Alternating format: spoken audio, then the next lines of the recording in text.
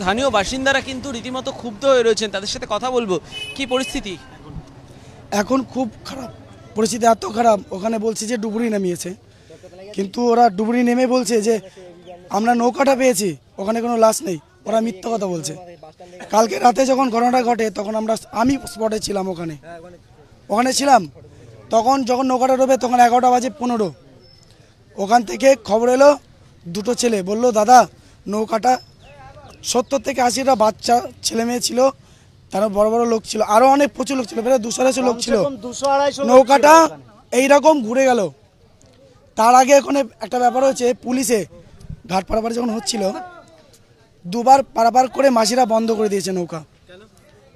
কারণ হচ্ছে ওরা রিস্ক নিতে পারছে না, তো অত লোক কি করে পার করবে।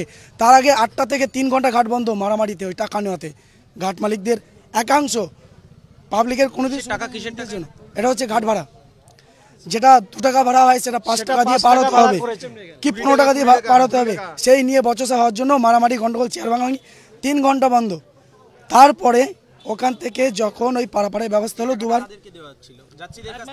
ঘাট মালিক চলে গেছে। তারপরে যখন এক্সট্রাভাবে ট্রলার চালায়, 9টার পর এক্সট্রাভাবে ট্রলার চলে, তখন সেই টাকাটা যারা ওখানে ঘাটে থাকে তারা টাকাটা নেয়। তোলাবাজ বলতে ঘাটের একাংশ তোলাবাজি বলা চলে। একদম তোলাবাজি করছেন কারা তোলাবাজি করছে? ওই ঘাটের লোকজন ওখানে যারা অবস্থান আশেপাশে। কোনো রাজনৈতিক? ও তো অবশ্যই শাসক দল। মানে সম্পূর্ণ অবৈধ টাকাটা নেওয়া, ওই যার থেকে যা নিতে পারে, যার থেকে কোনো ডিসিপ্লিন নেই, কোনো ডিসিপ্লিন। হ্যাঁ, 2 টাকা ভাড়া, 10 টাকা নেই, 20 টাকা নেই, যার থেকে যা পারে নিয়ে নিচ্ছে ওরা। সব তৃণমূলের লোক।